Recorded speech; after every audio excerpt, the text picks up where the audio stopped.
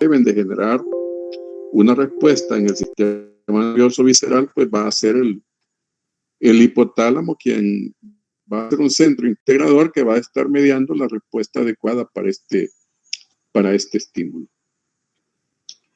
El sistema nervioso, podemos observar además que entre sus funciones, bueno, una de las funciones principales del sistema nervioso es que nos pone en contacto con todo el ambiente. Nos pone en contacto con el medio externo y estando en contacto con este medio también el sistema nervioso tiene además otras funciones, como son, por ejemplo, funciones de defensa. Funciones de defensa, pero diferentes funciones además. Funciones, por ejemplo, que tienen que ver con detección de situaciones que puedan estar siendo nocivas al mismo organismo humano.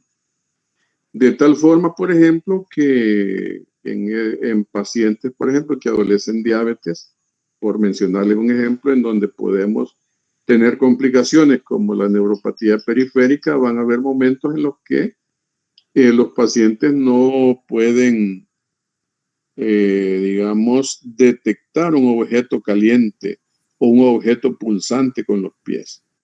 ¿Por qué? Porque la enfermedad diabética los puede estar llevando hacia una crisis de neuropatía periférica en donde la sensibilidad va a estar muy disminuida. Esto es bien peligroso, ¿verdad? Entonces, en este tipo de pacientes, el estímulo, por ejemplo, doloroso, no va a ser captado adecuadamente por los receptores y la función de defensa, desde luego, en ese momento va a estar disminuida. Veamos la siguiente, por favor.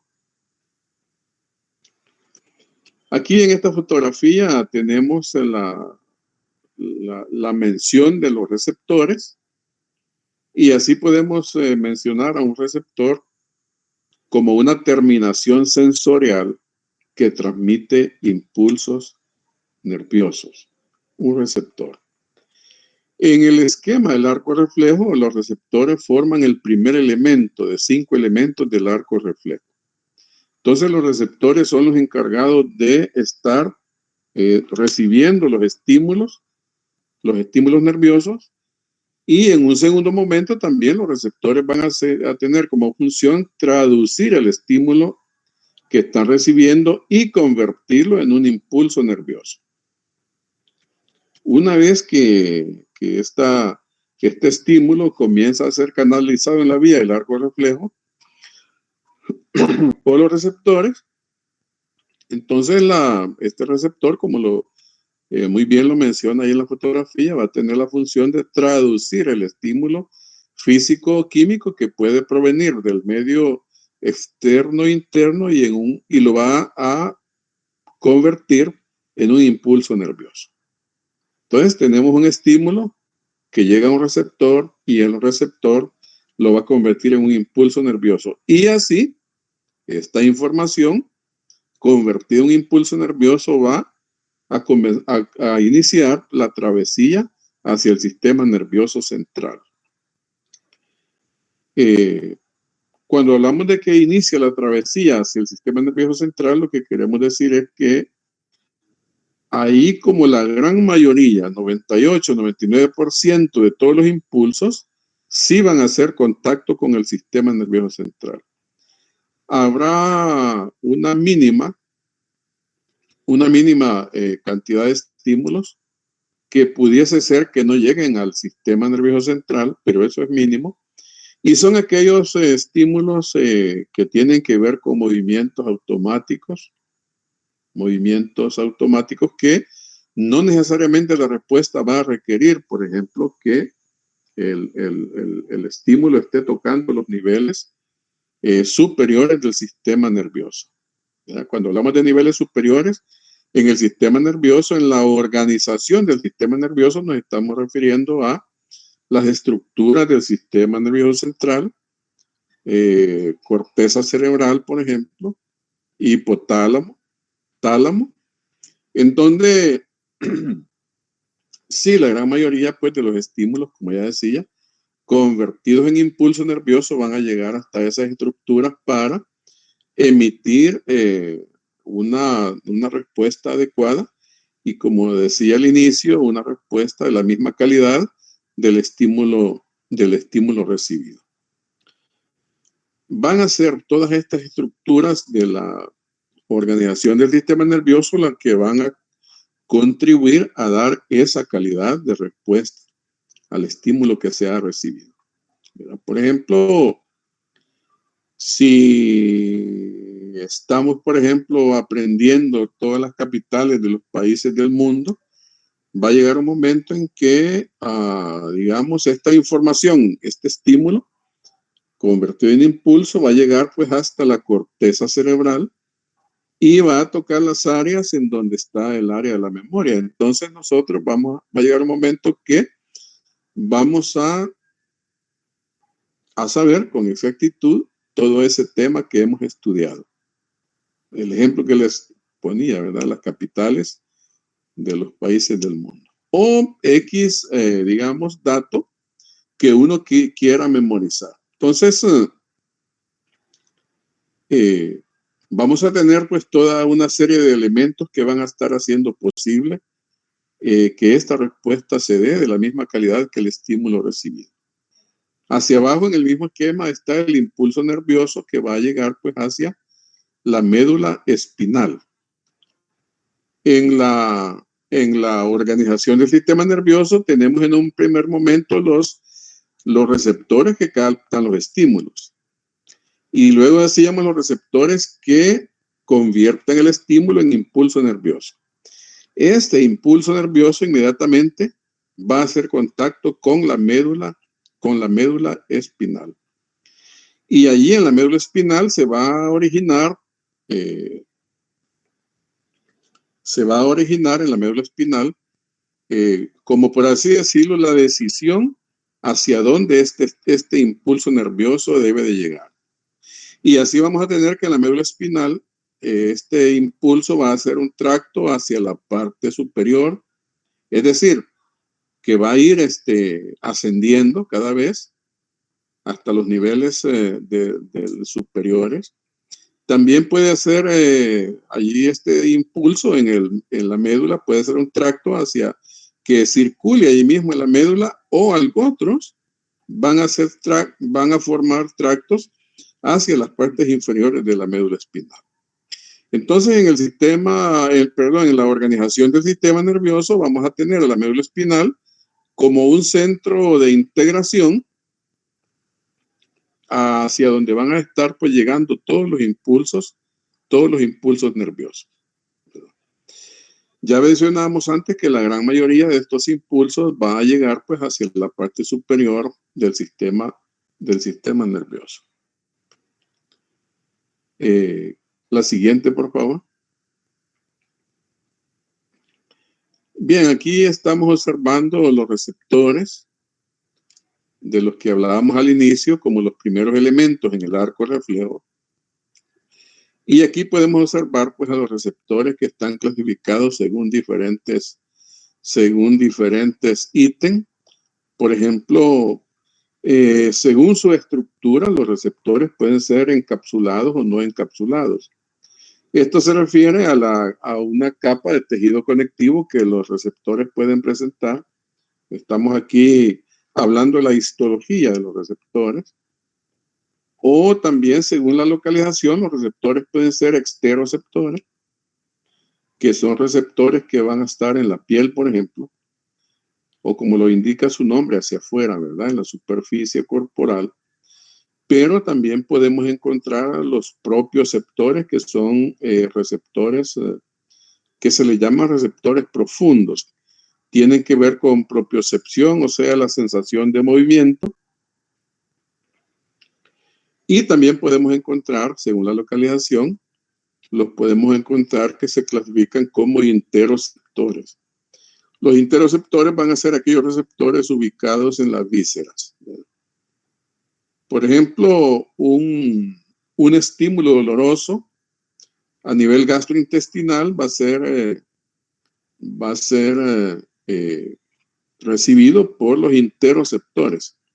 que son receptores ubicados pues ahí en el área intestinal o en el área gástrica, y que luego van a estar siendo pues derivados hacia los niveles superiores para tener pues mediante la respuesta que se necesita una idea del tipo de dolor, de la intensidad del dolor que se está presentando. Así también los receptores por los estímulos que canalizan pueden clasificarse como mecanorreceptores, los termorreceptores, los nociceptores, receptores electromagnéticos y también pues los quimioreceptores. Los nociceptores son receptores que están especializados para recibir estímulos dolorosos, ¿verdad? Y así cada uno de ellos pues, va a tener una especificidad para cierto tipo de estímulo. La siguiente, por favor. Aquí tenemos a los receptores. En esta fotografía están enumerados los receptores no encapsulados y los encapsulados. En los no encapsulados vamos a tener pues terminaciones nerviosas libres, terminaciones nerviosas peritriquiales y también las terminaciones de Merkel. Estos son nombres dados según la versión histológica de los receptores. También tenemos en los encapsulados los corpúsculos de Meissner, así como el corpúsculo de Pacini-Bater, el uso neuromuscular, el uso neurotendinoso. La siguiente. Bueno, igual en la organización pues, del sistema nervioso, además de los receptores, tenemos fibras nerviosas, también tenemos ganglios nerviosos, también tenemos núcleos nerviosos. Y hablando de fibras nerviosas, vamos a observarlas según su tamaño, según el diámetro y según la cantidad de mielina. Hay que considerar que las fibras nerviosas, dependiendo de la cantidad de mielina que van a tener o que van a presentar, así va a ser la velocidad del impulso nervioso que ellas van a transmitir. Hay momentos en que la respuesta es una respuesta que se necesita que sea una respuesta en milésimas de segundo quizá, dependiendo esto del tipo de estímulo recibido. Y así va a ser pues que esta velocidad del impulso nervioso en esos casos va a ser canalizada por fibras nerviosas que estén mielinizadas adecuadamente. ¿Verdad? Ya luego ustedes después van a estudiar cuando ya estén en clínica aquellas enfermedades del sistema nervioso en donde la mielina esté en crisis, es decir, aquellas enfermedades que se llaman enfermedades desmielinizantes. Y así vamos a tener pues también como clasificaciones en las fibras nerviosas, clasificaciones del grupo A, clasificaciones del grupo B y las clasificaciones de fibras del grupo C, en las cuales vamos a observar fibras nerviosas amielínicas. Es decir, a mielínica se le va a llamar porque la presencia de mielina va a ser escasa o no van a tener, pero no porque estén, digamos, expuestas a alguna crisis, alguna patología, sino que ya su naturaleza, su estructura, ya es así. La siguiente, por favor. Bueno, en esta fotografía podemos observar dentro de la organización también del sistema nervioso otros elementos aquí enumerados como son las neuronas motoras, en donde las neuronas motoras van a ser las neuronas que van a conducir la respuesta a los órganos efectores. Estos órganos efectores que pueden ser glandulares o pueden ser musculares. En los receptores, en los órganos, perdón, en los glandulares vamos a tener pues a los dos tipos glandulares, tanto exócrino como endocrino, y en la conducción hacia los músculos vamos a tener pues que el sistema nervioso tiene contacto con los músculos estriados, con el músculo cardíaco, con el músculo liso. Esto es la neurona motora. Algunos tipos de neuronas motoras que vamos a observar van a ser la neurona motora alfa, en donde esta va a ir a interesar las fibras musculares estriadas del extrafusales, estamos hablando del uso neuromuscular. Las neuronas motoras gamma, las cuales van a estar inervando las fibras musculares intrafusales, ¿verdad? Y asimismo vamos a tener neuronas motoras viscerales que van a tener que ver con las glándulas, con el músculo liso, con el músculo cardíaco. Hay que tomar en cuenta que el corazón tiene músculo estriado. Sin embargo, aquí estamos observando que va a tener que ver con neuronas motoras del tipo visceral. Es decir, el corazón no está, por así decirlo, controlado en su trabajo cardíaco. El trabajo cardíaco no está controlado por el sistema nervioso central, al menos el despegue del trabajo cardíaco.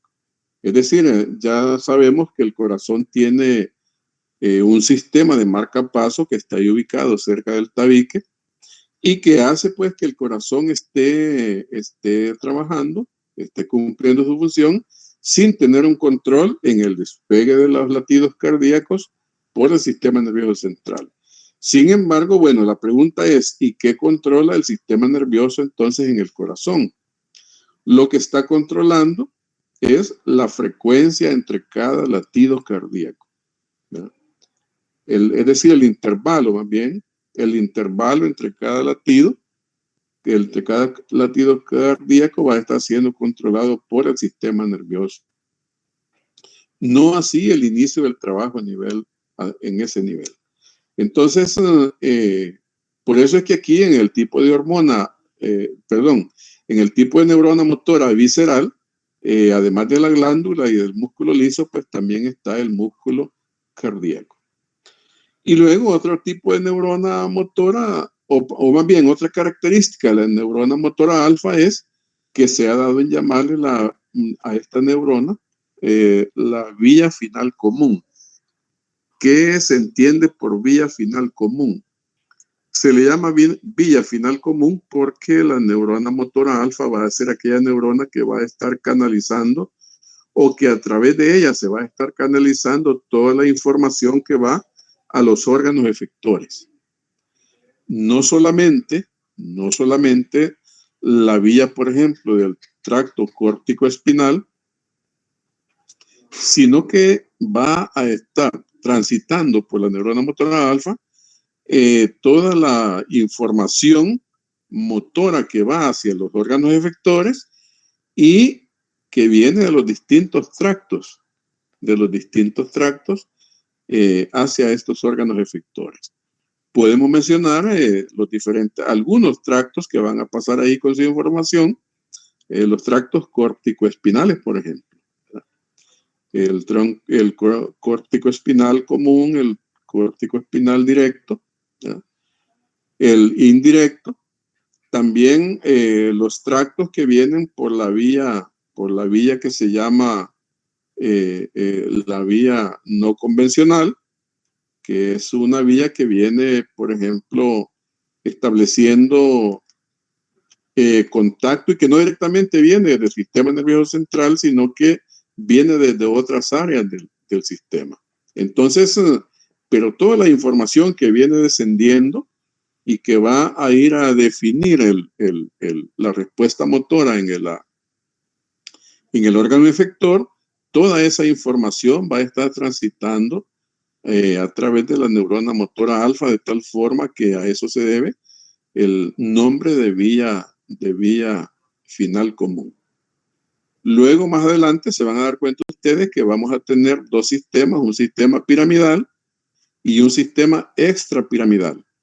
Entonces, ambos sistemas van a estar transitando a través de esta neurona para la respuesta motora hacia el órgano, hacia los órganos efectores. Entonces, ese es el concepto de vía final común, y el motivo de por qué la neurona motora alfa se da en llamarle así. Otro tipo de neuronas en la organización del sistema nervioso son las neuronas internunciales. Y así vamos a tener en las neuronas internunciales neuronas excitadoras o neuronas inhibidoras. Si nos estamos dando cuenta, en el sistema nervioso, en la organización del sistema nervioso, no toda la acción neuronal en un momento determinado va a generar un movimiento, de tal forma que en algunas ocasiones la activación de una neurona o de un conjunto de neuronas lo que va a generar es una inhibición del movimiento, ¿verdad? Entonces, pero eso es, la inhibición del movimiento es la manifestación del trabajo de este tipo de neuronas ahí en ese momento, ¿verdad? Neuronas internunciales. También se llaman interneuronas. Estas neuronas son bastante comunes verlas en los reflejos polisinápticos, ¿verdad? Polisinápticos, en donde se va a estar pues observando el gran protagonismo de estas interneuronas o neuronas internunciales. También podemos observar al contrario de estas neuronas que hemos mencionado, que son neuronas motoras, podemos mencionar también y podemos observar las neuronas aferentes primarias, ¿verdad? Las neuronas aferentes primarias, que también se llaman ganglionares, son aquellas que vamos a encontrar en los ganglios raquídeos y también en los ganglios de los pares craneales o cranianos, ¿verdad? Y estas neuronas motoras primarias, neuronas eferentes primarias son las que van a conducir las aferencias exteroceptivas y propioceptivas hacia el sistema nervioso central. Si nos damos cuenta, también estamos ingresando nosotros al campo del manejo, por ejemplo, algunos conceptos que pudiesen ser como nuevos para algunos de ustedes. Y así podemos observar aquí que estamos hablando de que las neuronas aferentes primarias, ¿verdad? Cuando estamos hablando de aferencias, nos estamos refiriendo a sensibilidad. Todo lo que tenga que ver con aferencias tiene que ver con sensibilidad.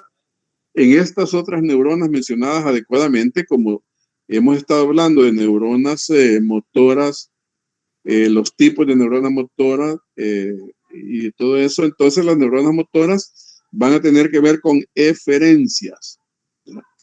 Todo lo que es eferente es motor y todo lo que es aferente es sensibilidad. Entonces, las neuronas motoras aferentes primarias, siempre me confundo, van a estar ubicadas en los ganglios, tanto en los ganglios en los ganglios raquídeos y también en los pares craneales. Quizás para verlo un tanto mejor, la siguiente diapositiva. Aquí estamos observando, veamos primero el esquema de la médula espinal. Este es un trazado de la médula espinal en donde podemos observar perfectamente, hacia afuera las capas que cubren a la médula. Desde la dura hasta la aracnoides. Aquí podemos observar también la pía madre. La pía madre, que es la capa que está íntimamente asociada ya a lo que es el tejido de médula espinal. También podemos observar en este trazado, aquí al centro en la médula, Podemos observar la sustancia gris, podemos observar hacia la periferia la sustancia blanca. En general, podemos decir que la sustancia blanca está constituida por axones celulares, por axones medulares, de tal forma que la sustancia blanca toma ese nombre o agarra ese nombre porque los axones todos están cubiertos de mielina. Axones mielinizados son los que van a estar transitando aquí en la sustancia blanca, de tal forma que, decíamos, esa condición, esa característica histológica de los axones de contener la vaina de mielina es la que va a decidir este color blanquecino de la sustancia blanca. Hacia el centro está la sustancia gris, en donde con toda propiedad podemos decir que vamos a estar ubicando los cuerpos neuronales, los cuerpos celulares nerviosos. Estos no tienen mielina. Entonces, ¿a dónde está la mielina? En los axones, ¿verdad? Sustancia gris, solo cuerpos neuronales. Sustancia blanca, axones neuronales. Hacia los lados podemos observar las fibras nerviosas sensoriales que están entrando en el área posterior, pero también las fibras nerviosas motoras que van a estar haciendo travesía hacia el lado anterior, ¿verdad?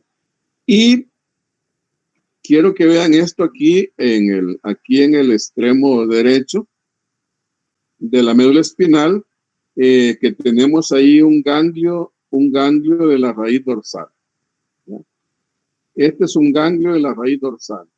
Bien se nota la diferencia cuando lo estamos comparando con la otra parte de la fibra nerviosa que no tiene un ganglio. Entonces, el ganglio de la raíz dorsal va a ser el primer contacto que va a tener el impulso nervioso una vez que ha sido transmitido por el receptor hacia la médula espinal.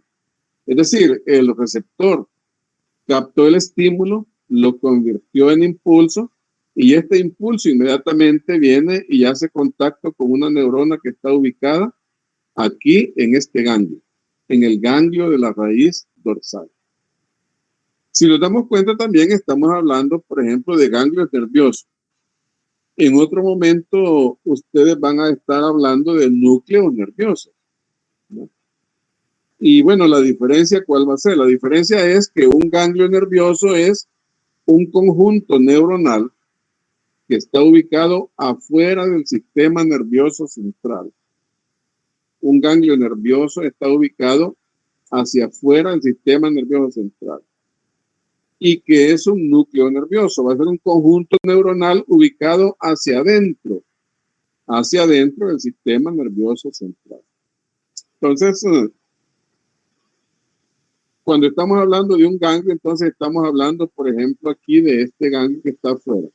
Pero hacia adentro vamos a hablar también de conjuntos neuronales muy importantes, como son los núcleos nerviosos, ¿verdad? Y ustedes van a hablar luego después del núcleo grácil, del núcleo cuneado, diferentes núcleos aquí hacia adentro. Entonces, núcleo y ganglio nervioso son la misma estructura, solo que la ubicación les hace cambiar su nombre. Entonces, hacia la parte superior, en esta lámina, tenemos los componentes funcionales del nervio espinal. No sé si me están escuchando adecuadamente porque aquí está lloviendo bastante. Díganme ustedes. Sí, se escucha bien, doctor. Está bien, ¿verdad? Ok. Entonces decía que aquí podemos observar los componentes funcionales de un nervio espinal. ¿Qué quiere decir esto? Son las diferentes fibras que van a estar haciendo contacto, o van a estar transitando más bien por un nervio espinal. Y así tenemos que los nervios van a tener áreas sensitivas y áreas motoras. Entonces, pues, en un nervio espinal van a estar transitando, por ejemplo, fibras aferentes somáticas generales. Y también van a estar transitando aferentes viscerales generales, ¿ya? Somáticas y viscerales. Igual vamos a tener pues el componente motor como componente funcional del nervio espinal, en donde en el motor, lógicamente, como ya dijimos antes, vamos a encontrar los componentes eferentes, ¿ya? Si en el primero encontramos aferentes somáticos, aquí vamos a ver eferentes somáticos. Y si en el otro vimos aferentes viscerales, aquí vamos a ver eferentes viscerales. Todo lo aferente, dijimos ya, es sensitivo, todo lo eferente es motor. Aquí podemos observar algunos dibujos o esquemas más bien de diferentes receptores, ¿verdad? Aquí podemos observar las terminaciones nerviosas libres, los receptores de bulbo, los receptores, por ejemplo, del pelo táctil, los corpúsculos de Pacini. Vean como que es una cebolla en esta fotografía. Aquí vamos a observar los corpúsculos de Pacini, los corpúsculos de Meissner, ¿verdad? Tiene mucho que ver con tacto. El corpúsculo de Pacini es de particular importancia porque tiene que ver mucho con el contacto, pero el contacto que tiene que ver con presión. El corpúsculo de Meissner sí tiene que ver mucho en contacto, pero más que todo con aquella sensación dolorosa. Los corpúsculos de Krauss y así pues el órgano de Ruffini, los aparatos de Golgi del tendón y así pues el uso muscular o uso neuromuscular. Veamos la siguiente. Aquí tenemos la ubicación de los cuerpos neuronales en esta fotografía y estamos observando a las neuronas sensoriales primarias, ¿verdad? Sensoriales, como ya dijimos, son aferentes y las vamos a encontrar, pues como vimos en el esquema anterior, en los ganglios de la raíz dorsal del nervio espinal, es decir, inmediatamente antes de entrar a médula espinal, pero también vamos a encontrar a estos cuerpos neuronales en los ganglios de los nervios craneales. Los nervios craneales es un conjunto de nervios que van a tener contacto con, o más bien van a tener la función de lo que es la sensibilidad y la motricidad de la cabeza. En la cabeza estamos hablando pues de cráneo y cara. Entonces, cuando hablamos del sistema de aferencia, el sistema de aferencia, estamos hablando de dos sistemas de aferencia más bien. Hay un sistema de aferencia que tiene que ver con todas las aferencias del organismo que va desde el cuello hacia abajo y estas aferencias van a tener que ver con el protagonismo de ganglios del ganglio de la raíz dorsal del nervio espinal. Pero también cuando estamos hablando de las aferencias de la cabeza, o sea, cráneo y cara, vamos a estar hablando del protagonismo que van a tener pues los ganglios de los pares craneales, ubicados como lo dice su nombre, pues allí en el cráneo. Entonces estos van a ser aferentes o van a ser eferentes. Y según la longitud pues, de los axones, estos van a ser multipolares longiaxónicos o multipolares breviaxónicos, ¿verdad? Este nombre va a depender mucho de la longitud de sus axones. En el sistema nervioso vamos a encontrar neuronas con axones bastante considerables, de mucha longitud, así como axones que van a tener una longitud pues bien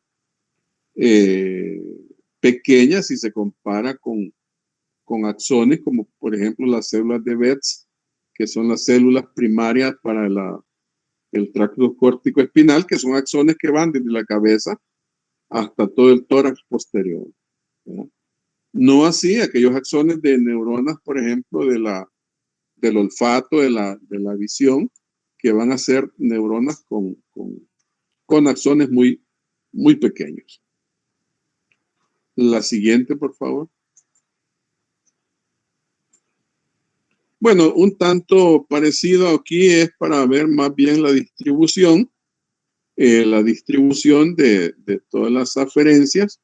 Por ejemplo, las aferencias que van a tener que ver con los ganglios de la raíz dorsal, con los nervios craneales, ¿no? Así también con las aferencias viscerales. Igualmente para las eferencias, ¿no? El cuerno anterior de la médula espinal, ahí van a estar ubicadas los núcleos motores, ¿no? Así también como los núcleos motores del nervio craneal. Bueno, si aquí, por ejemplo, estamos hablando en la función eferente del cuerno anterior de la médula, ¿no? También en el área, por ejemplo, sensitiva, vamos a hablar de aquellos ganglios que están haciendo contacto con el área posterior de la médula. Entonces, todo lo que es aferente, lo que es sensible, va a transitar por el área posterior de la médula, y todo lo que es eferente, lo que es motor, va a transitar por el cuerno anterior, ¿verdad? Anterior de la médula espinal. La siguiente. Bueno, esto es un tanto para ver cómo se clasifican las fibras nerviosas en los nervios periféricos, y que van a tener pues que ver, como veíamos antes, con la mielinización o no mielinización, los diámetros que van a presentar, ¿verdad? Los diámetros que van a presentar, ahí está la unidad de medida, así como también la velocidad de conducción del impulso nervioso, ¿verdad? Aquí podemos observar, por ejemplo, solo por mencionar un ejemplo, en las mielinizadas del tipo A, podemos encontrar velocidades de conducción del impulso que van desde 5 metros hasta 120 metros por segundo. Si observamos eso, pues es una situación, debemos de observar que es una situación que no va a depender de que si cómo quiere transmitir el impulso nervioso, porque ya dijimos que la respuesta va a obedecer a la misma calidad del estímulo. Entonces, dependiendo de la calidad pues del estímulo recibido, que se convirtió en impulso nervioso, así también va a ser la velocidad con que la fibra nerviosa va a transmitir pues la respuesta necesaria, máxime si es una respuesta de defensa. Veamos la siguiente.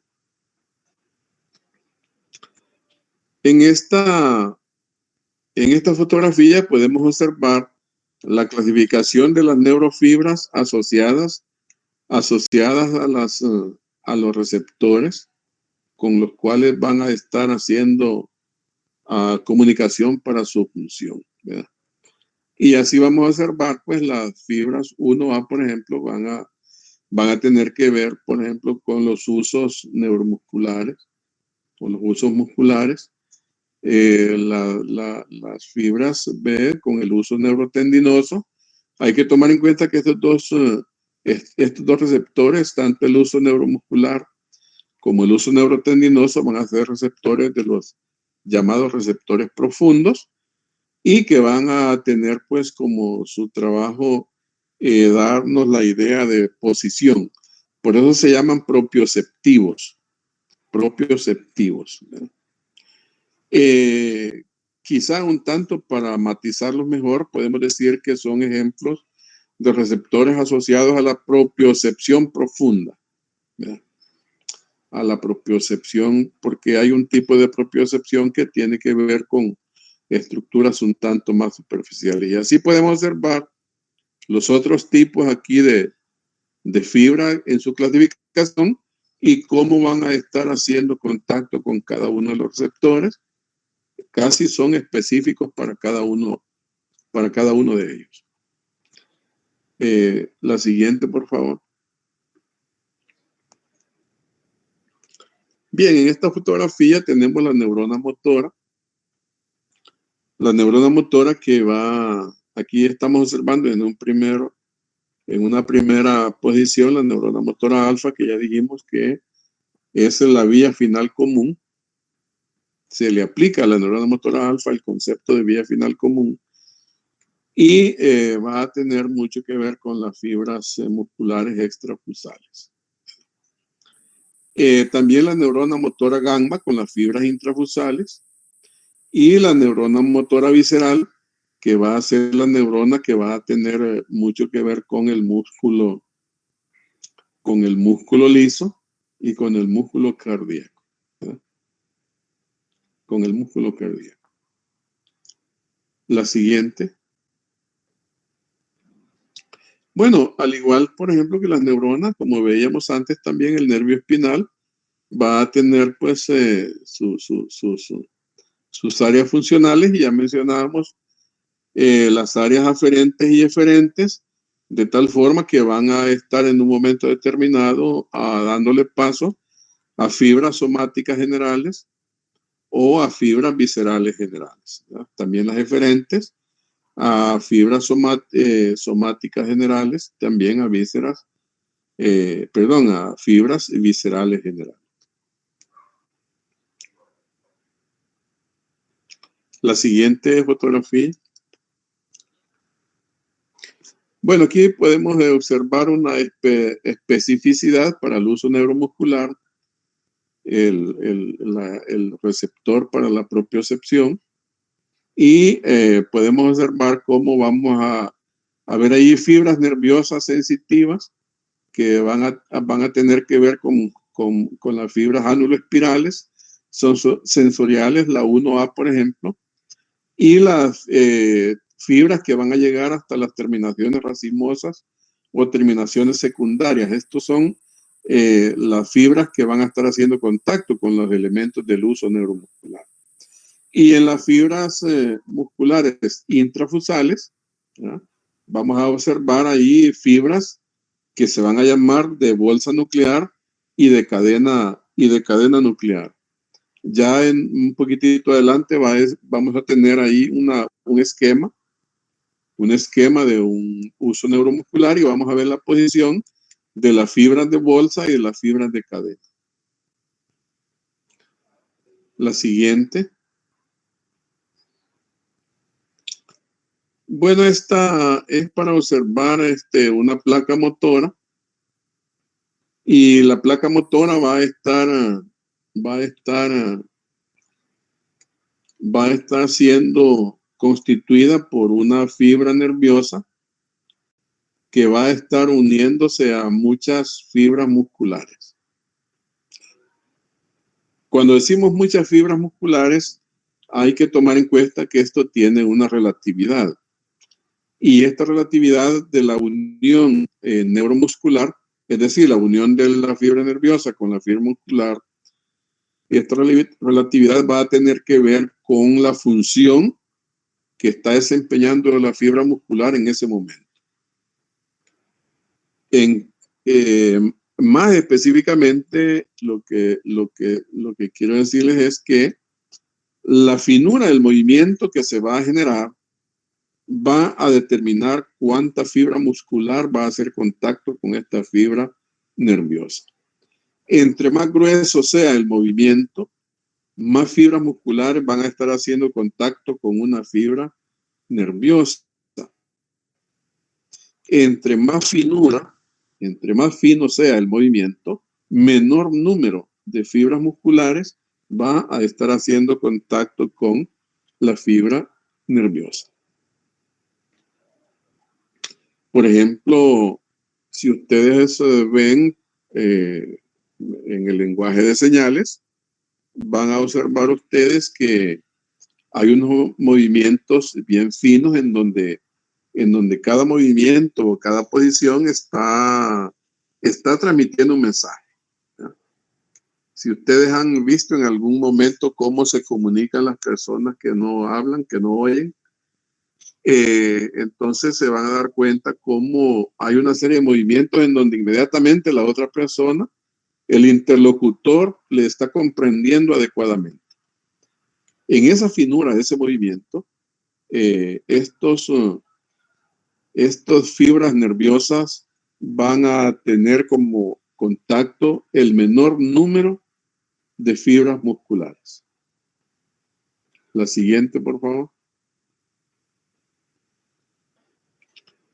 Aquí tenemos un uso neuromuscular en donde podemos observar con claridad, pues ahí la cápsula de tejido conectivo.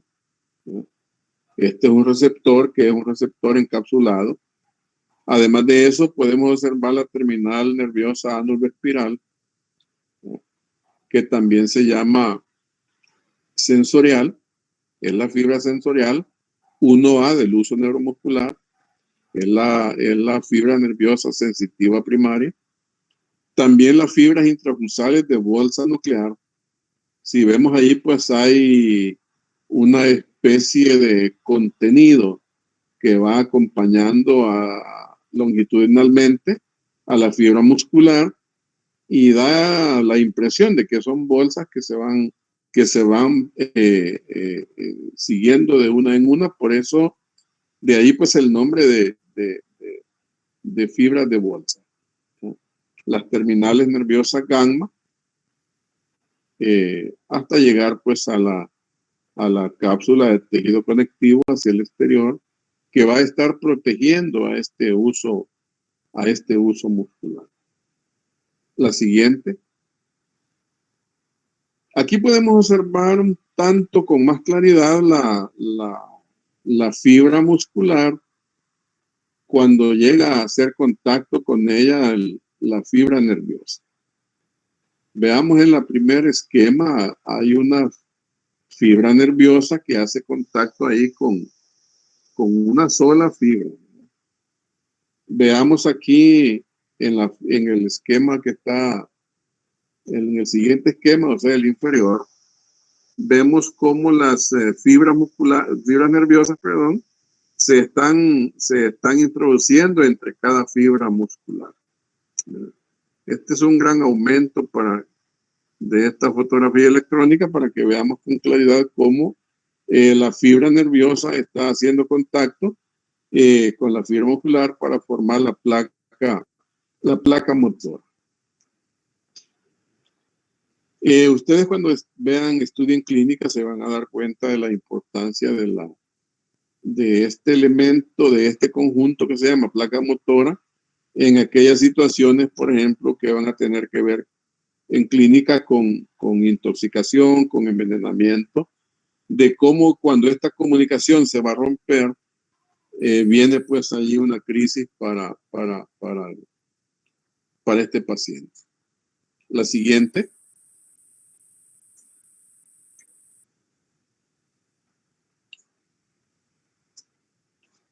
Ok.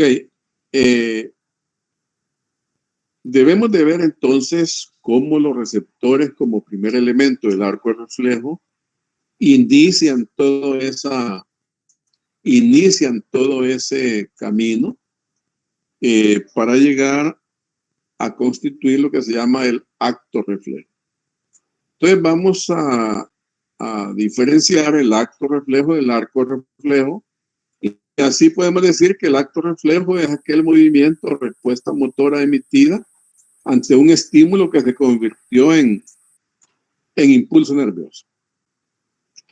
Y que ese impulso nervioso fue captado por el receptor y que este receptor en el arco reflejo se va a convertir en el primer elemento del arco reflejo. Entonces, si el acto reflejo es la respuesta, el movimiento generado, el arco reflejo va a ser esta continuidad de 5 elementos que sincronizados adecuadamente y trabajando en una forma en donde cada uno cumple su función, va a hacer posible llegar al acto reflejo, o sea, a la respuesta motora. Entonces aquí podemos observar los elementos del arco reflejo, en donde en una primera posición vemos al receptor que capta el estímulo. Seguidamente observamos a la neurona sensitiva que conduce el impulso al sistema nervioso central.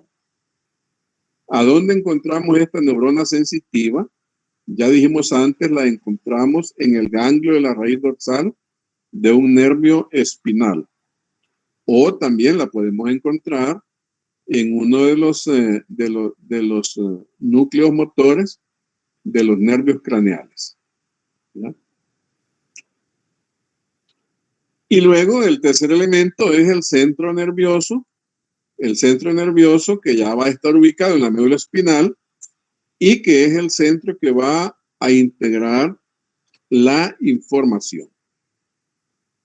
¿Qué significa integrar la información? Significa clasificar la información en ese momento y además de clasificarla, definir en ese momento hacia dónde este impulso nervioso debe de seguir. O se va a quedar ahí en la médula y de la médula va a regresar y emitir la respuesta motora como en las respuestas automáticas o en este centro nervioso que integra la información se define que es tan importante este impulso que debe de continuar su trayecto hacia las estructuras superiores del sistema nervioso. Entonces, receptor, neurona sensitiva, centro nervioso. Entonces, inmediatamente que se da este centro, esta integración de la información en el centro nervioso y que debe de, imaginémonos que es una información que sí debe de llegar hasta la corteza cerebral, allí termina el trabajo de la función aferente. Todo lo que tiene que ver con sensibilidad va a terminar hasta llegar, en el caso de una información muy importante, hasta llegar pues a la corteza cerebral, ¿ya? Hasta ahí se va a llamar aferencia. Una vez en la corteza cerebral, se va a hacer pues todo un análisis del tipo de información sensitiva. Inmediatamente esta información sensitiva genera el trabajo de la neurona motora. La neurona motora que va a ser la que va a iniciar la respuesta motora para definir en ese momento el tipo de respuesta y hacia dónde debe de ser emitida esta respuesta. Es decir, si es una respuesta que se va a emitir hacia los miembros superiores, hacia los miembros inferiores, ¿ya? Y con qué velocidad debe ser transmitida esta respuesta.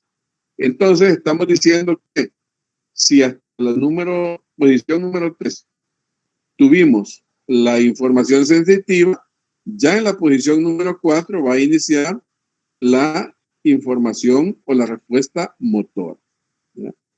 Y luego va a transitar hacia los niveles hacia donde debe de llegar para ir a hacer contacto con el quinto elemento del arco reflejo, que es el órgano efector. ¿Cuál es la función del órgano efector? La función del órgano efector va a ser ejecutar la acción.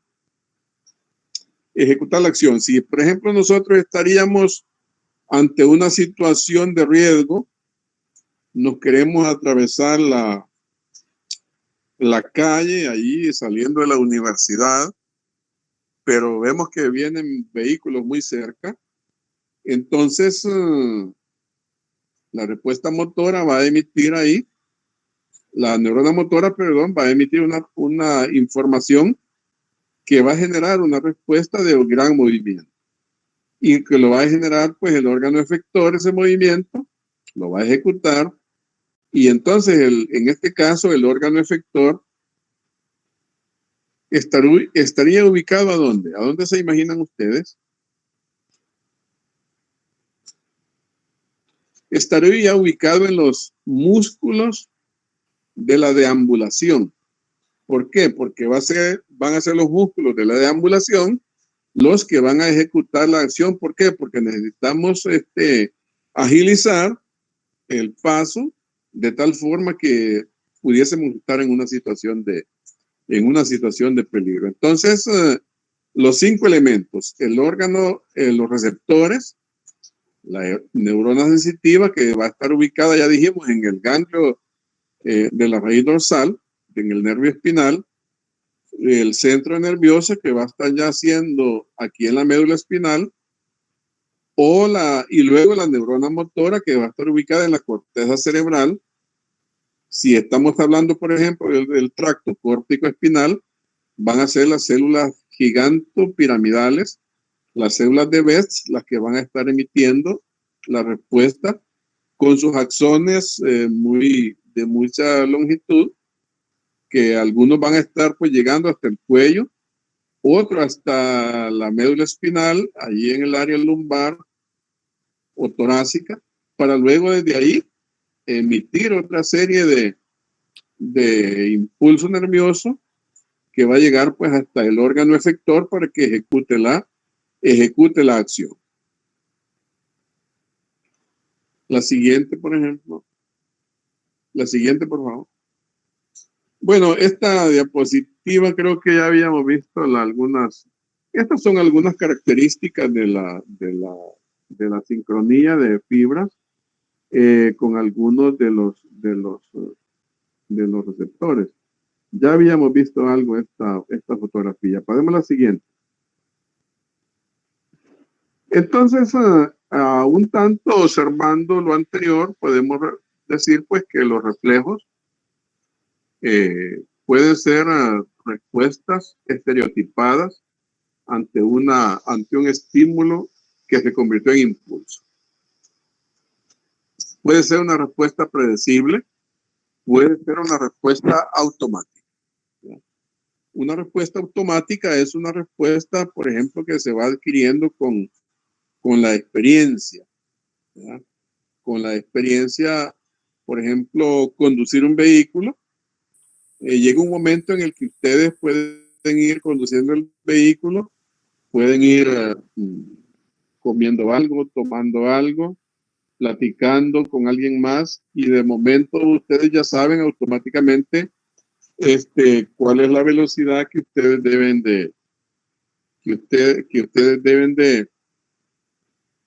de tocar para que el vehículo aumente velocidad o baje velocidad. Y así podemos decir pues que el arco reflejo es la vía anatómica o el trayecto que recorren los impulsos nerviosos que conectan el estímulo con la respuesta. ¿Verdad? Si nos damos cuenta aquí, está haciendo el arco reflejo una definición desde el estímulo captado por un receptor hasta la respuesta emitida y que tiene que ver con la ejecución del movimiento por el órgano efector. La siguiente. Tenemos los reflejos que los podemos observar como reflejos somáticos, ¿verdad? Reflejos somáticos, en donde vamos a encontrar siempre una contracción del músculo esquelético. También los reflejos autónomos, en donde se va a observar una modulación de la contracción del músculo liso o el músculo cardíaco y también pues en el trabajo que hacen las glándulas. Es decir, observando la secreción glandular. La siguiente. En esta fotografía tenemos algunas algunas características del sistema de aferencia. El sistema de aferencia, que como ya dijimos, el sistema de aferencia es el sistema de la sensibilidad general, ¿verdad? Y así vamos a observar pues cómo vamos a tener aquí los receptores y los elementos que van a estar interviniendo en cada una de las posiciones en la organización del sistema nervioso. Así, por ejemplo, en la propiocepción consciente, en el tacto epicrítico, en la sensibilidad vibratoria, vamos a observar receptores asociados a estas funciones, como los usos neuromusculares o musculares, los órganos tendinosos o neurotendinosos y el corpúsculo de Meissner. La primera sinapsis vamos a observarla en el ganglio de la raíz espinal, ¿verdad? Luego vamos a observar como un trayecto en el eje de la médula espinal, en donde entran a la competencia fascículos importantes como el fascículo grácil y fascículo cuneiforme. Cuando hablamos de fascículo nos referimos a un conjunto de axones. También cuando nos referimos a tractos, nos referimos a un conjunto de axones. Seguramente en un momento determinado y según la clasificación anatómica estaríamos observando la definición de tracto para aquellos conjuntos de axones un tanto más extensos que otros. Y la de fascículo para conjuntos de axones que son un tanto más ligeros, ¿verdad? El fascículo grácil, por ejemplo, cuando estamos hablando del trayecto del neuroeje y que están recibiendo informaciones del ganglio de la raíz espinal, estos fascículos, por ejemplo, el fascículo grácil va a estar constituido por los axones que salen del núcleo grácil. Aquí ya no decimos, aquí tenemos que decir núcleo, en este caso núcleo grácil, porque estamos hablando de un conjunto neuronal que está hacia adentro en el sistema nervioso central. Ya no hablamos de ganglio, estamos hablando de núcleo. Igual el fascículo cuneiforme es un fascículo que está constituido por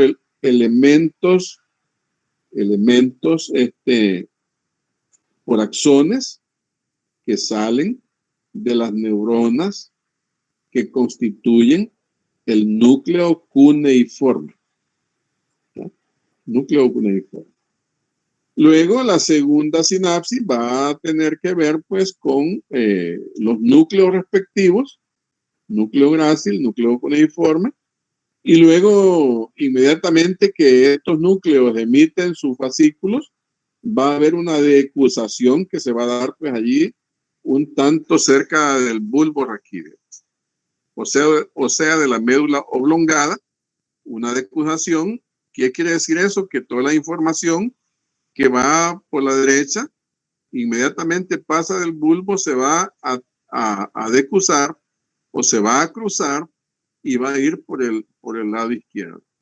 Y así sucesivamente los que van por el lado izquierdo se van a decusar hacia el lado derecho.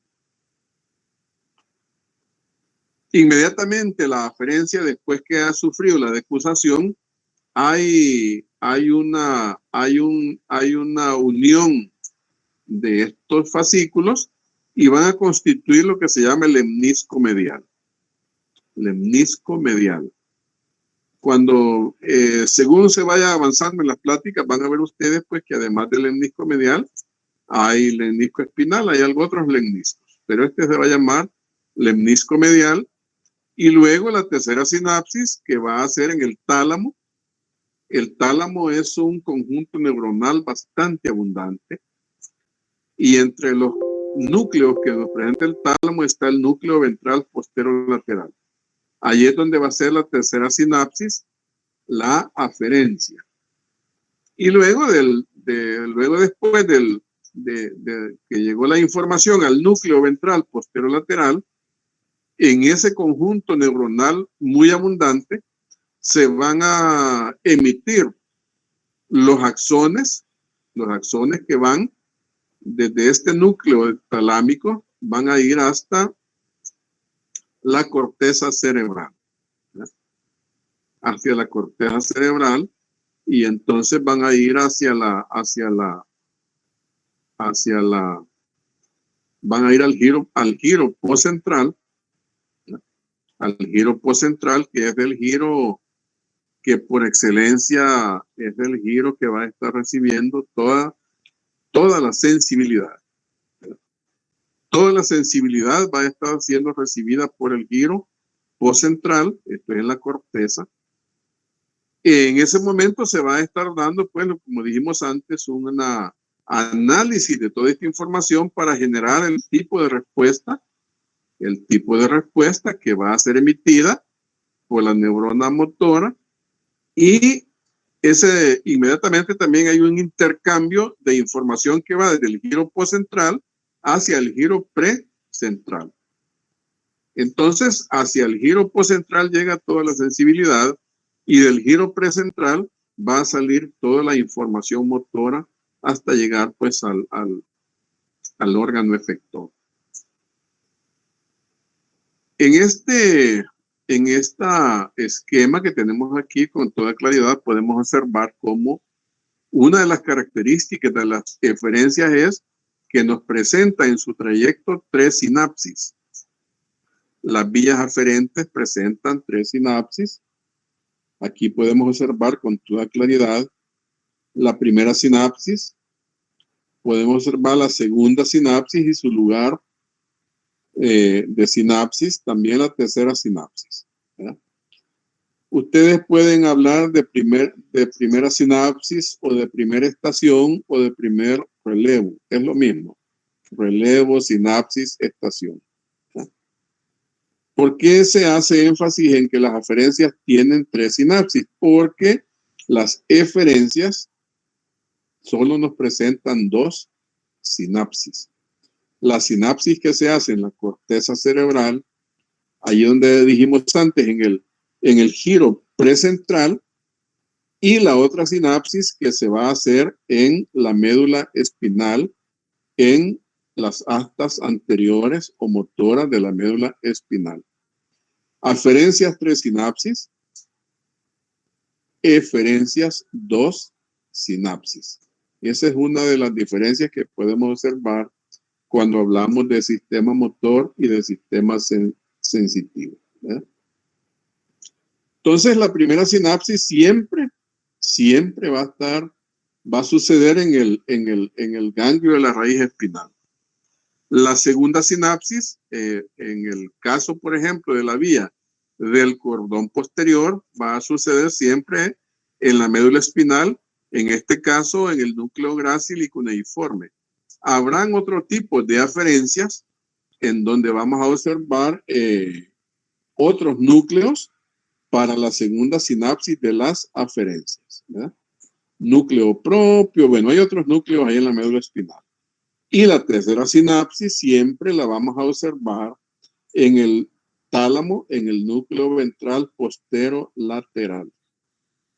Hay que hacer aquí la salvedad de que esta tercera sinapsis en este núcleo es para la sinapsis de las vías somáticas aferentes que tienen que ver desde el cuello hacia abajo, porque la tercera sinapsis de la información de la cabeza, cráneo y cara, entonces no va a ser la tercera sinapsis en el núcleo ventral postero-lateral del tálamo, sino que siempre va a ser en el tálamo, pero va a ser en el núcleo ventral postero medial. Postero medial, ¿no? Y desde luego que la información sensitiva siempre va a llegar al giro postcentral, y la información motora cuando sale de la corteza siempre va a salir del giro precentral. La siguiente, por favor. Bueno, aquí tenemos un tanto esquematizado lo que habíamos dicho antes acerca del arco reflejo. podemos observar ahí en este dibujo, en este esquema, el estímulo que hace contacto con el receptor. El receptor lo convirtió en un impulso, ¿ya? Y va a la vía, sigue la vía aferente. Aquí hizo contacto, después del receptor hizo contacto con el ganglio de la raíz espinal, llegó al centro integrador, o sea, entró a la médula, ¿ya? Y luego después esto va a generar una respuesta motora que va a llegar, pues, se va a manifestar en el órgano efector. Aquí tenemos un ejemplo de reflejo somático, y es el reflejo de estiramiento. Este reflejo de estiramiento que, como se ve pues aquí en el esquema, este reflejo está siendo explorado, golpeando con un martillito de reflejos aquí el tendón del cuádriceps, es el ligamento rotuliano. Se hace una percusión ahí en el tendón y luego vamos a tener, pasemos a la siguiente, vamos a tener pues ahí que inmediatamente que se hace la percusión del tendón, se genera la respuesta motora. Aquí podemos observar cómo la información sensitiva o el impulso hace contacto en el ganglio, entró a la médula, al centro integrador, y aquí en el centro integrador pues se generó la respuesta motora. Y sale la respuesta motora, ¿verdad? Sale hacia el órgano, la siguiente, por favor, para que veamos mejor. Aquí se generó la vía aferente y la siguiente llegó al centro integrador, la siguiente. Ahí se ve que llega al centro integrador, la siguiente, por favor. Y luego va hacia el órgano efector, que va a ser pues el estímulo del cuádriceps para que se dé pues el estiramiento del miembro inferior, ¿verdad? Ahí podemos observar los elementos del arco reflejo. Podemos observar aquí la vía aferente. Si nos damos cuenta, siempre la vía aferente va a estar ingresando por el área posterior de la médula. Está ingresando. Y la información motora siempre va a estar saliendo del área anterior de la médula espinal, ¿verdad? La vía eferente. Entonces, vía aferente entra por el área posterior, vía aferente sale por el área anterior y va a llegar pues hacia el tejido muscular esquelético, el músculo cuádriceps, que va en este momento a estar como órgano efector. La siguiente. Aquí tenemos algunos de los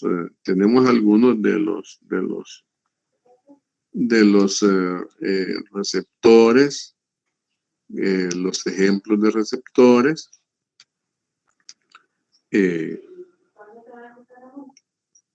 Y podemos observar ahí también los segmentos medulares que están involucrados en cada receptor, ¿ya? Aquí podemos observar, por ejemplo,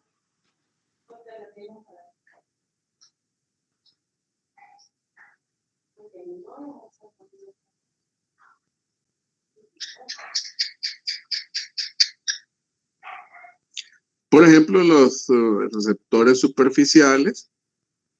Podemos observar ahí los reflejos abdominales, los segmentos medulares que están involucrados. Y además de eso, podemos observar otros reflejos superficiales como el reflejo cremastérico, en el cual pues vamos a observar involucramiento de segmentos medulares torácicos, tanto el segmento 12, torácico 12, y el lumbar, segmento lumbar 2. ¿Verdad? También ahí está la descripción de todo lo que se puede observar en un reflejo y, por ejemplo, en el reflejo abdominal, cuando se estimula la región del abdomen, el ombligo se trata de movilizar a la zona estimulada.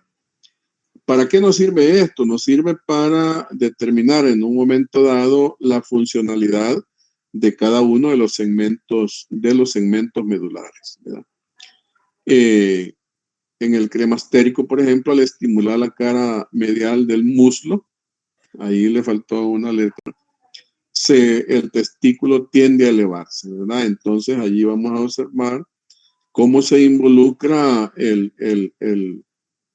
segmento torácico 12 y el segmento lumbar 2. Y así tenemos hacia la segunda columna los reflejos profundos.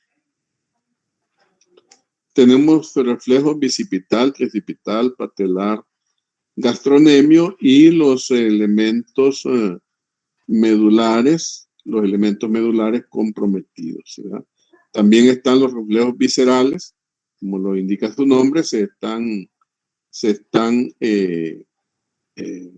observando pues en las vísceras. Ahí tanto tenemos el reflejo vesical, que tiene que ver con los segmentos medulares S3 y AS5, o el reflejo de la erección, que tiene también que ver con los segmentos sacro 2 y sacro 4, ¿verdad? También hay algunos reflejos que se llaman patológicos, se llaman anormales, ¿verdad?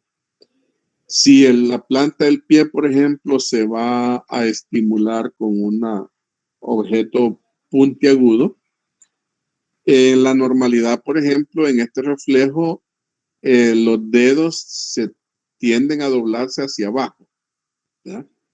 Al haber un estímulo ahí, pues hay una sensación de cosquilleo en la planta del pie, y normalmente esto ustedes lo van a hacer pues con el bajalengua. Van a partir un bajalengua y el área puntiaguda pues va a servir para el estímulo, la región plantar en el pie. Y como decía, en el caso pues de ser un paciente sin patología, van a observar ustedes que los dedos de los pies se van a como a doblar hacia abajo. Pero en el reflejo, cuando hay una patología y se observe alguna anormalidad, vamos a observar en este reflejo un signo que se llama signo de Babinski. Es decir, en el signo de Babinski, al hacer el estímulo, se va a observar pues una dorsiflexión del primer dedo, es decir, los dedos en lugar de ver que se doblan hacia abajo, lo hace hacia arriba, especialmente el primer dedo, ¿verdad?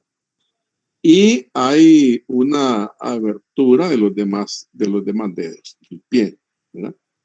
Entonces eso es como ejemplo de cómo los reflejos están presentándose, los reflejos patológicos. Habría que hacer una salvedad en esto de los reflejos patológicos, hablando del signo de Babinski. Por ejemplo, una persona que acaba de pasar un episodio convulsivo, podemos observar al hacer el estímulo, podemos observar un signo de Babinski, y eso no necesariamente nos diría que hay una situación allí que tenga que ver con problema de neurona motora superior, ¿verdad? ¿Por qué? Porque se presenta como normalidad el signo de Babinski en una persona que ha tenido un episodio convulsivo, o una persona, por ejemplo, que acaba de terminar un episodio de alcohólico de larga data. Por ejemplo, imaginen ustedes a alguien que tiene 10 días de andar con el alcoholismo. Entonces, pudiese ser que se presente este signo y no necesariamente este paciente va a tener una situación que tenga que ver con lesión de neurona motora superior. Veamos la siguiente. Bueno, en aquel reflejo, en el primero estábamos observando pues una situación de un reflejo monosináptico. Quizás aquí en el reflejo flexor encontramos un ejemplo de reflejo polisináptico. Este es un intersegmentario polisináptico porque estamos ya observando, además de neurona sensitiva, neurona motora, también estamos observando la intervención de otro tipo de neuronas.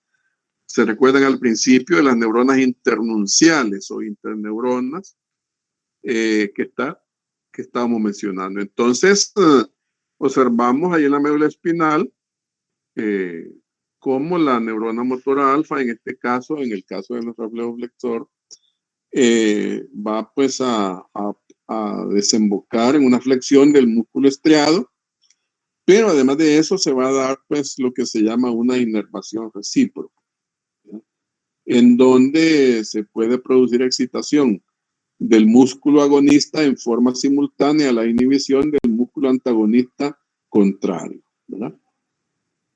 Inervación recíproca. Entonces ese concepto, decimos, tiene que ver con excitación del músculo antagonista, es decir, el músculo que en ese momento te está estimulando, pero simultáneamente va a estar dando lo contrario, o sea, en este caso, inhibición del músculo antagonista. Esa es una de las características de este tipo de reflejo. La siguiente. Aquí podemos observar con mejor claridad los elementos de un uso neuromuscular, en donde aquí está lo que le mencionaba antes, la fibra nerviosa del uso. Bueno, en un primer momento la cápsula, las fibras de bolsa, las fibras de cadena.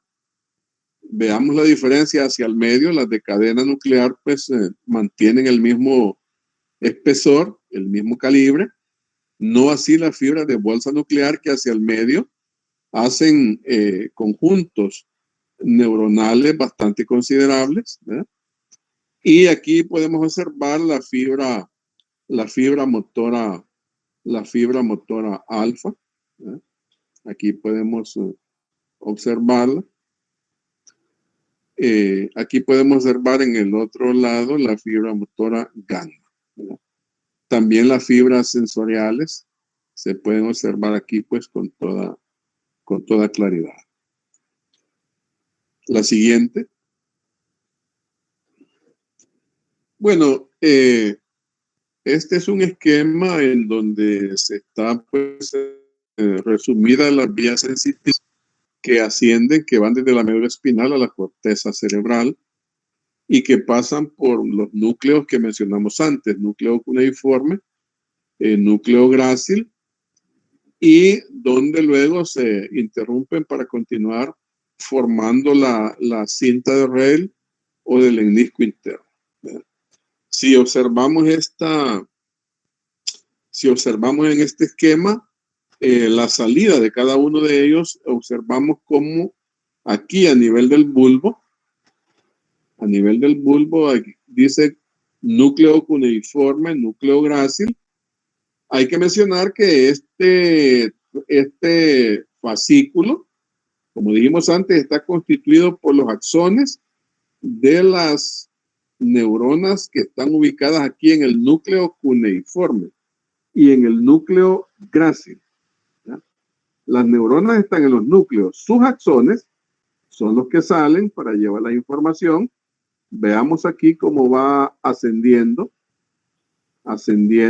y veamos que ascienden en el lado contralateral hasta llegar pues al tálamo, ¿ya? En el tálamo dijimos antes que hace contacto con el núcleo ventral posterolateral. Pero también dijimos que si se trata de la sensibilidad de la cabeza, el contacto como tercera sinapsis en el tálamo va a estar ubicado en el núcleo ventral postero medial. ¿Ya? Una vez que está en el tálamo, las vías sensitivas, las neuronas, estos axones que venían aquí, hicieron contacto con los núcleos que mencionamos antes, ventral postero lateral y ventral postero medial. Estas neuronas de estos núcleos inmediatamente emiten también sus axones para mandar estos impulsos hacia la corteza cerebral. Este conjunto de elementos de axones se va a llamar radiación talámica. Se llama radiación talámica por la imagen que describen en el ascenso que va desde el tálamo hacia la corteza cerebral. ¿No? Y ya dijimos antes, una vez que la información llega a la corteza cerebral, en ese momento hay un análisis, pero de gran velocidad, y aquí luego se comunica con el giro precentral para emitir la respuesta motora. ¿Ya? Espero que les sirva este esquema.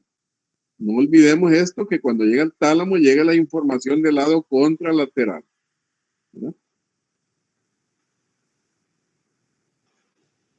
Veamos la siguiente. Bueno, aquí es un tanto para ver las diferentes sinapsis. Aquí tenemos la vía de la propiocepción consciente, el tacto epicrítico y sensibilidad vibratoria, en donde los núcleos, los receptores involucrados, está el uso neuromuscular, el uso neurotendinoso, el corpúsculo de Meissner. Aquí vemos primera neurona. ¿A dónde nos ubicamos en la primera neurona? La ubicamos en el ganglio espinal. En el ganglio espinal. Aquí es la primera neurona que dijimos que también le vamos a llamar primera sinapsis o primera estación, o así dijimos. Y luego esta información, si vemos aquí, llega a médula espinal, y en médula espinal se produce la segunda sinapsis o segunda neurona. ¿Verdad? Aquí vemos cómo se cruza al otro lado y va luego a llegar hasta el tálamo, en donde hace la tercera sinapsis, y luego las neuronas de la tercera sinapsis emiten axones que se llama radiación talámica para llegar a la corteza sensitiva. También se da en llamar corteza somestésica. ¿Ya? Estamos hablando entonces del giro postcentral. Bueno, aquí podemos observar también cerca del uso neuromuscular, pues algo otros receptores que pueden estar involucrados, ¿ya? Para generar, pues, generar la captación del estímulo, que luego van a convertir en impulso. Y allí hemos terminado con esta presentación.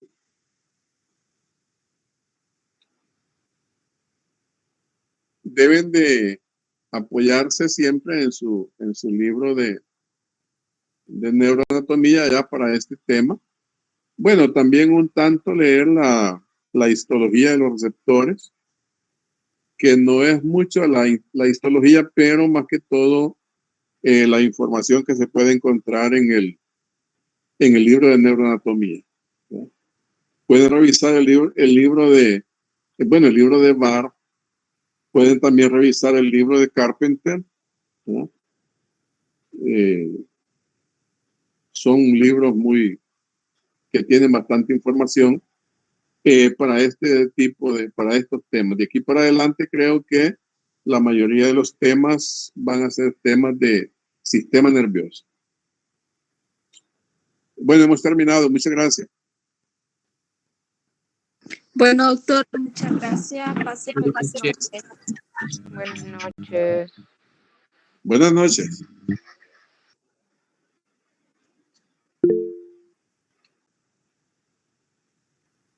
Doctor, una pregunta. Dígame. Sí. Fíjese que yo no encuentro mayor información sobre el mapa de Brodmann, donde puedo encontrar aparte de la literatura de Barr. Yo creo que por ahí tengo uno en la bibliografía, el mapa de Brodmann, ¿verdad? Al encontrarlo, se lo voy a enviar allí al WhatsApp. Allí se lo voy a enviar.